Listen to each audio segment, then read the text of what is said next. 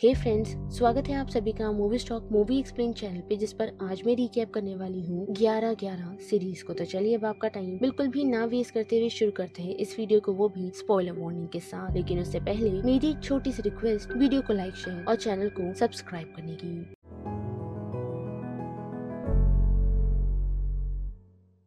तो ये सारी सीरीज की शुरुआत हमें एक माँ से दिखाई जाती है जिसकी बेटी 15 साल पहले मारी गई, जिस वजह से आज वो प्रोटेस्ट पर निकली हुई है, क्योंकि पुलिस वालों ने उसकी बेटी के मर्डर केस को बंद करने का डिसीजन लिया है, वो भी हमेशा के लिए। यानी कि स्टैच्यू ऑफ लिमिटेशंस को गवर्नमेंट जल्द ही पास करने वाली है। यानी कि उस बिल के पास करने के बाद कुछ ऐसे केसेस हैं जिन पर ये लागू किए जाएंगे, और साथ ही कुछ अनसॉल्व केसेस जिन्हें हमेशा के लिए बंद कर दिया जाएगा, जो कभी क्रिमिनल केसेस पर अप्लाई नहीं हुआ करता था, लेकिन पार्लियामेंट ने अभी इसे क्रिमिनल केसेस पर भी लागू करने का डिसीजन लिया है, जिस वजह से ही संजना अपनी बेटी के प्रोटेस्ट के लिए निकली हुई है। और हमें पता चलता है कि संजना और हार्दिव ने अपनी छोटी बेटी को 15 साल पहले ही खो दिया, जिसके कातिल को आज तक पुलिस वाले ढूंढ नहीं पाए। और फिर बड़े पास की तरफ तो हमें एक इंस्पेक्टर शौर्य अनंतवाल दिखाए जाते हैं, जो संजना की बेटी के केस को हैंडल कर रहा था, जिस केस में मेन सस्पेक्ट एक मेडिकल स्टूडेंट राघव नोटालिया था, पर वो भी उस समय से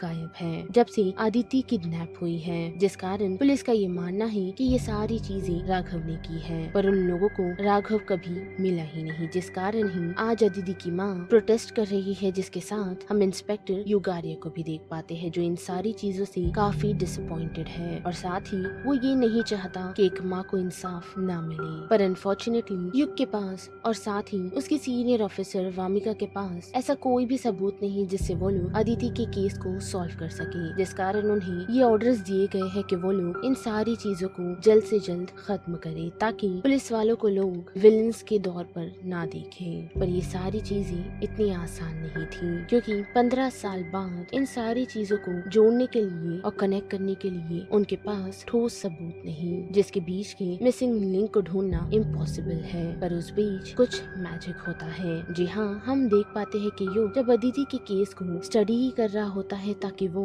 उसकी मदद से कुछ क्लूज को ढूंढ सके, तो उस दौरान उसे वॉकी टॉकी पर एक ऑफिसर की आवाज आती है, साथ ही लाइट फ्लक्चुएट होना स्टार्ट हो जाती है, और युग को समझ नहीं आता कि जो शख्स उससे बात कर रहा है वो कौन है। पर हाँ, वो युग को ये जरूर कहता है कि उसने इस केस में उसकी काफी हेल्प की है, साथ ही वो भी एक इंस्पेक्टर है जिसका नाम शौर्य अंतवाल है, और उसने युग को ये बताया कि उसे राघव की डेड बॉडी उसी के टेक्सटाइल मिल में मिली है, जो अदिति केस में प्राइम सस्पेक्ट है। पर अनफॉर्चुनेटली कनेक्शन टूट जाता है, और युग को सरप्राइजिंगली ये पता चलता है कि जिस वॉकी टॉकी से वो बात कर रहा था उसमें बैटरी नहीं, जिस कारण उसे ऐसा लगने लगता है कि वो शायद हेलुसिनेट कर रहा था। लेकिन फिर वो ये सोचता है कि चल के टेक्सटाइल मिल में एक बार छानबीन करी जाए, और हम देख पाते हैं कि युग को वहाँ पर एक स्केलेटन मिलता है, और जब फॉरेंसिक टीम वहाँ पहुँचती है और कुछ टेस्ट करती है, तो उससे उन सभी को पता चलता है कि वो डेड बॉडी राघव नौटियाल की है। और थोड़ी और इन्वेस्टिगेशन करने पर उन्हें पता चलता है कि राघव ने सुसाइड नहीं बल्कि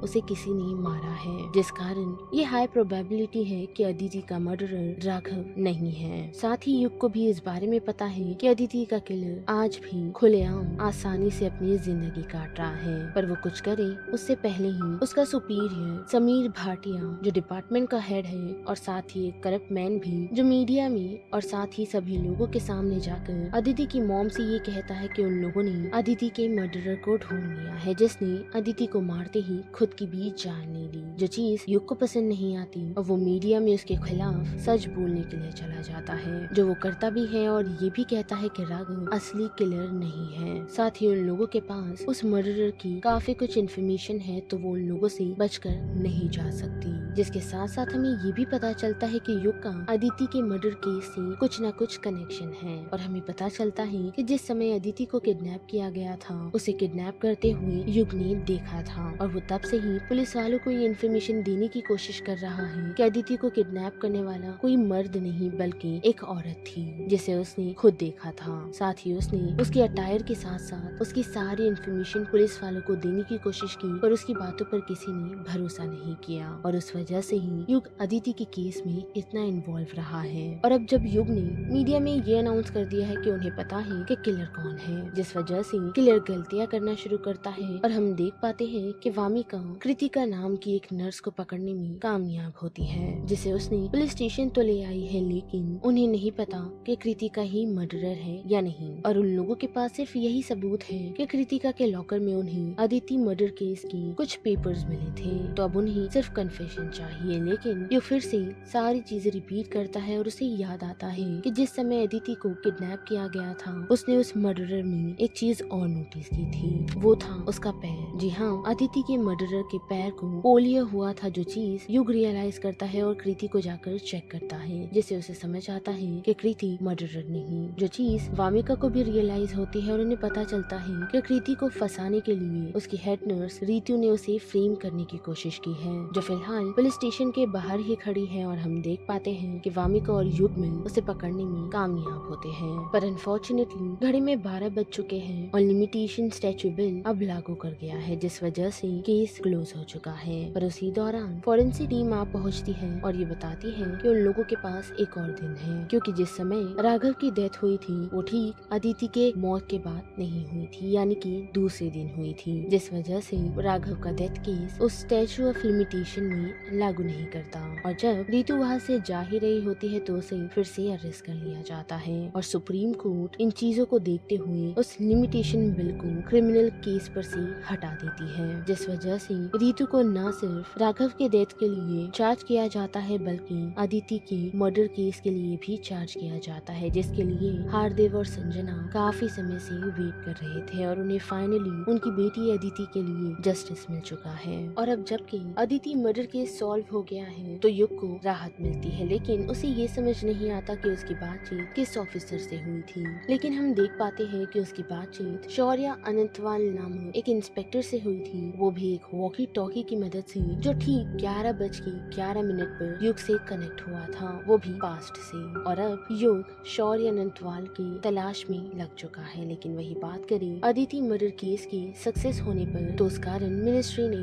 एक कोल्ड केस यूनिट बनाई है, जिसे सुपरवाइज वामिका करने वाली है और उसे समीर भाटिया काफी चढ़ चुका है, क्योंकि उसका वर्कलोड बढ़ गया। पर वामिका अब जबकि इस केस की यानी कि इस यूनिट की इंचार्ज है, तो उसके अंदर युग, सब इंस्पेक्टर बलवंत और दीपाली सेठ उसकी टीम में अपॉइंट किए जाते हैं। पर समीर भाटिया इन सारी चीजों के अगेंस्ट है, जिस कारण वो ये डिसीजन लेता है कि उनकी यूनिट को ऐसे केसेस दे दिए जाएंगे ताकि वो लोग उसे कभी सॉल्व ना कर पाए, और ना चाहते हुए मिनिस्ट्री को इस कोल्ड केस यूनिट को बंद करना पड़ेगा, जिस कारण वो वामिका के डेस्क पर एक सीरियल किलर का केस लाकर रख देता है, जो कि टाई डाई किलर है। यानी कि पुराने समय में हम देख पाते हैं कि उस टाई डाई किलर ने काफी औरतों को मारा था, वो भी उन्हें रेड स्कार्फ से टाई करते हुए, साथ ही उनके मेकअप को भी बिगाड़ देता था, वो भी उनका मर्डर करने के बाद। जिसके बाद हम देख पाते हैं कि फिर से युग की बातचीत शौर्य अंतवाल से होती है और वो इस समय 1990 में है, जो फिलहाल टाई डाई केस पर काम कर रहा है। पर ये टाइम का स्विच होना, इसकी कोई भी इन्फॉर्मेशन न शौर्य के पास है और ना ही युग के पास। पर हाँ, जिस समय अब युग शौर्य से कनेक्ट करता है, उसे पता चलता है कि वो युग को जानता ही नहीं, जिस वजह से वो युग की बातचीत सुनता है और उसे बताता है कि टाई डाई किलर किस लड़की को मारने वाला है, साथ ही उसकी लोकेशन भी, जिस वजह से शौर्य उस समय सरोज पांडे नाम की एक लड़की को बचाने में कामयाब होता है। और उस वजह से युग को समझ आता है कि जो चीज वो पास्ट में कर रहा है उससे चेंजेस प्रेजेंट में भी हो रहे हैं, जिस कारण वो शौर्य को उसकी नेक्स्ट विक्टिम के बारे में बताता है, जो और कोई नहीं बल्कि शौर्य की गर्लफ्रेंड पलक है। पर अनफॉर्चुनेटली शौर्य उसे बचा नहीं पाता, क्योंकि जिस समय तक वो उस तक पहुंचता है उस समय तक टाई डाई किलर उसका मर्डर कर चुका होता है। और प्रेजेंट टाइम में हम देख पाते हैं कि युग और वामिका और उनकी टीम ये फिगर आउट करने में कामयाब हुई है कि वो मर्डरर एक स्पेशल बस रूट को फॉलो करता है, और इसी बीच उसने मर्डर किए है, जिस वजह से उन्हें ब्रह्मराज नाम के एक बस ड्राइवर के बारे में पता चलता है। पर अनफॉर्चुनेटली उसकी ज्यादा इन्फॉर्मेशन उन्हें मिलती नहीं, पर उन्हें एक और लेडी दिलशान खान के बारे में पता चलता है, जो ब्रह्मराज को जानती थी, जिस वजह से वो लोग उसे बातचीत करने के लिए पहुंच पहुंचते हैं, पर अनफॉर्चुनेटली उन्हें पता चलता है कि दिलशान का मर्डर हो गया है, वो भी ठीक टाई डाई केस की तरह, जिस कारण वामिका और युग को समझ नहीं आता ये किलर इतने सालों बाद वापस क्यों आया। क्योंकि युग के अकॉर्डिंग किलर ने जब 1990 में मर्डर किए थे उस समय वो लगभग 20s का होगा, पर ब्रह्मराज उस समय लगभग 40 का होगा, जिस वजह से युग को ये समझ आता है कि शायद ब्रह्मराज कुछ छुपाने की कोशिश कर रहा है, यानी कि ब्रह्मराज को किलर की इन्फॉर्मेशन है, अब वो उसकी आइडेंटिटी छुपाना चाहता है, जिसकी इन्फॉर्मेशन युग जैसे ही शौर्य को देता है तो हम देख पाते हैं कि शौर्य अपनी गर्लफ्रेंड की मौत से इतना चिढ़ा हुआ है कि वो सीधा ब्रह्मराज के घर पहुंच जाता है ताकि वो उसकी गलती की सजा उसे दे सके। पर शौर्य युग की पूरी बात नहीं सुनता और उसे ऐसा लगता है कि ब्रह्मराज ने ही उसकी गर्लफ्रेंड पलक को मारा है, जबकि ऐसा नहीं था, बल्कि युग उसे ये बताने की कोशिश कर रहा था कि ब्रह्मराज कुछ न कुछ जानता है। और जब तक शौर्य ब्रह्मराज के घर पहुंचता है तो उसे पता चल चुका होता है कि ब्रह्मराज ने नहीं बल्कि उसके बेटे बिरजू ने ये सारी चीजें की थी। पर शौर्य उस समय सबूत न होने के कारण बिरजू को टाई डाई किलर साबित नहीं कर पाया, पर हाँ उसने बिरजू को बिल्डिंग से जरूर गिरा दिया था, जिस कारण वो कभी चल नहीं पाया। जिस चीज का कन्फेशन करने को वो तैयार था, लेकिन उसे उसके लिए बिरजू के खिलाफ ठोस सबूत चाहिए थे, पर अनफॉर्चुनेटली वो नहीं कर पाया। इस वजह से उसने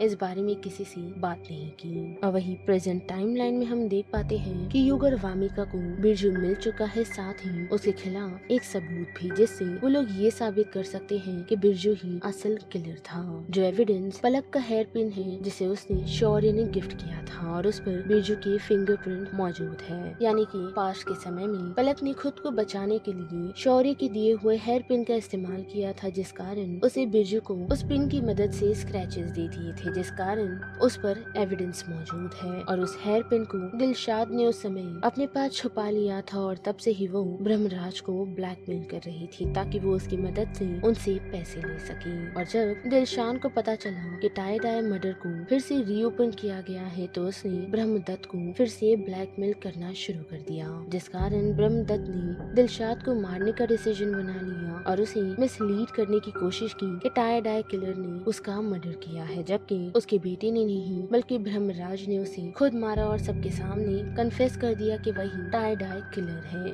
पर अनफॉर्चुनेटली उसकी ये ट्रिक काम नहीं आई, जिस वजह से बिरजू के साथ साथ ब्रह्मदत्त को सलाखों के पीछे डाल दिया गया, वो भी पलक के हेयर पिन की मदद से, यानी कि एक और केस सॉल्व हो गया। जिसके बाद बड़े शमशेर नाम के एक फेमस और डेंजरस हैंचमैन की तरफ जो सुल्तानिया गैंग के लिए काम किया करता था, पर शौर्य उस समय उसे सलाखों के पीछे डालने में कामयाब हुआ था, जिस वजह से शमशेर जब जेल में अपनी सजा काट रहा था तो शौर्य ने उसकी बेटी गरिमा का काफी अच्छा ध्यान रखा, जिस वजह से उसकी दोस्ती शमशेर से हो गई। और जेल से छूटने के बाद जब शमशेर इन सारी चीजों से दूर अपनी बेटी के साथ एक अच्छी लाइफ काट रहा था तो शौर्य के हाथ में एक और मर्डर केस लगा, जो बबलू बारूद नाम के एक शख्स की थी जो उस समय गैंगस्टर हुआ करता था, और उसके मर्डर में ब्लेम शमशेर को किया गया, जबकि शौर्य का दिल ये मानने को तैयार नहीं था कि शमशेर ने ही बबलू बारूद का मर्डर किया है, जबकि उसने युग के बताए हुए टेक्नोलॉजी को इस्तेमाल करते हुए टायर मार्क्स तक को ले लिया था, जो ये प्रूव कर रहे थे कि शमशेर का व्हीकल क्राइम सीन पर उस रात मौजूद था, जिस कारण वो शमशेर को अरेस्ट करने के लिए पहुंचता है, पर वो उसे कस्टडी में ले पाए उससे पहले ही सुल्तानिया के लोग शमशेर को मारने की कोशिश करते हैं, पर अनफॉर्चुनेटली वो गोली शमशेर को नहीं बल्कि उसकी बेटी गरिमा को लग जाती है, जिस कारण शमशेर तब से ही डी के सुल्तानिया से रिवेंज लेने के पीछे पड़ा हुआ है। और अब जबकि उसे बबलू मर्डर केस के लिए सजा दी गई थी तो उसने काफी सालों तक अपनी सजा जेल में काटी, और जैसे ही वो जेल से बाहर निकला तो उसने सुल्तानिया की बेटी को किडनैप कर लिया। और युग ने जैसे कि केस पर स्टडी किया था और साथ ही शमशेर पर भी, तो उसे पता चल जाता है कि शौर्य शमशेर को जानता था, जिस कारण युग ने वामिका और साथ ही बाकी लोगों को बताया कि ये कोई किडनैपिंग केस नहीं बल्कि शमशेर सुल्तानिया से अपना रिवेंज लेना चाहता है, और उसी वजह से उसने सुल्तानिया की बेटी को किडनैप कर एक आइस वैन में बंदी बना कर रखा हुआ है ताकि वो सुल्तानिया तक पहुंच सके। और हम देख भी पाते हैं कि वामिका और युग उस लोकेशन पर पहुंचने में कामयाब तो होते हैं, और साथ ही सुल्तानिया की बेटी को बचाने के लिए वैन को अनलॉक करते ही वामिका जैसे ही अंदर पहुंच उसे छुड़ाने की कोशिश कर रही होती है तो उसी दौरान युग को समझ आता है कि शमशेर जो काफी सालों तक जेल में रहकर इलेक्ट्रिशियन का काम सीख रहा था, उसकी मदद से ही उसने वैन में बॉम्ब प्लान किया हुआ है और जब तक वो वामिका को रोकता वो वैन एक्सप्लोड कर जाती है, जिस वजह से वामिका की स्पॉट डेथ हो जाती है, जिसकी प्लान शमशेर ने की तो नहीं थी, लेकिन अनफॉर्चुनेटली उसके बदले के कारण आज वामिका की जान चली गई है। जिसके बाद हम देख पाते हैं कि युग का फिर से कनेक्शन शौर्य से होता है, जो उसे एक लास्ट फेवर मांग रहा है, वो भी वामिका को बचाने के लिए। जिस समय युग को इस बात का अंदाजा नहीं कि वामिका शौर्य से प्यार करती थी, पर अनफॉर्चुनेटली वो कहीं गायब हो गया, जिसका आज तक पता पुलिस वाले तक नहीं लगा पाए। लेकिन उसी के साथ युग को ये भी पता चला था कि शौर्य को ब्राइबरी केस के लिए फ्रेम किया गया और तब से ही वो फरार है। पर युग के अकॉर्डिंग शौर्य को फंसाया गया था, पर अनफॉर्चुनेटली उसे इस बारे में कुछ भी पता नहीं चलता। पर हाँ, वो इस बात से श्योर हो जाता है कि शौर्य को इन सारी चीजों में फ्रेम किया गया है और वो भागा नहीं बल्कि उसका मर्डर किया गया है। और इन सारी बातों के बारे में वामिका को पता ही नहीं, जो इतने सालों से शौर्य का वेट करती आई है। यानी कि शौर्य को